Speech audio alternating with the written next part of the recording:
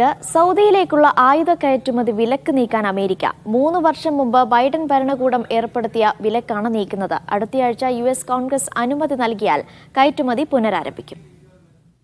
Yemen യുദ്ധം അവസാനിപ്പിക്കണമെന്ന സമ്മർദ്ദമുയർത്തിയാണ് സൗദിക്ക് US ആയുധം നൽകുന്നത് നിർത്തിവെച്ചത്. മാരക പ്രഹരശേഷിയുള്ള ആയുധ കയറ്റുമതി ഇതിന്റെ പേരിൽ നിർത്തിവെച്ചു. ജോ ബൈഡൻ അധികാരത്തിലെത്തിയ ശേഷം സൗദിയും USഉം ഇടഞ്ഞാണ് നിന്നിരുന്നത്. സൗദി മുഖം തിരിച്ചതോടെ പശ്ചിമേഷ്യയിൽ US പദ്ധതികളും പാളി. ഇതോടെ US പ്രസിഡന്റ് സൗദിയിലേക്ക് സന്ദർശനത്തിനെത്തിയിരുന്നു. എന്നാൽ പ്രഖ്യാപിത നിലപാടായിരുന്നതിനാൽ ആയുധ കൈമാറ്റ വിലക്ക് നീക്കാൻ ബൈഡൻ ഭരണകൂടത്തിനായില്ല. യമനിലെ സൗദി ഇടപെടൽ അവസാനിപ്പിക്കണമെന്നായിരുന്നു US കോൺഗ്രസിന്റെ ആവശ്യം. 2022 മാർച്ചിൽ സൗദിയും ഹൂത്തികളും വെടിനിർത്തൽ കരാറിലെത്തി. ഇതെല്ലാം ചൂണ്ടിക്കാട്ടിയാണ് ഇപ്പോൾ ആയുധ വിലക്ക് നീക്കാൻ പോകുന്നത്. അടുത്തയാഴ്ച US കോൺഗ്രസ് ചേരും.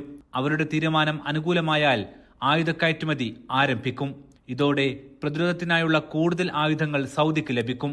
ട്രംപിന്റെ ഭരണകാലത്താണ് റെക്കോർഡ് തുകക്കുള്ള ആയുധ കരാർ സൗദി സ്വന്തമാക്കിയത്. US ഇടഞ്ഞതോടെ റഷ്യയുമായും സൗദി ആയുധ കരാർ ചർച്ച നടത്തിയിരുന്നു. Aftab Rahman, media 1, Riyadh.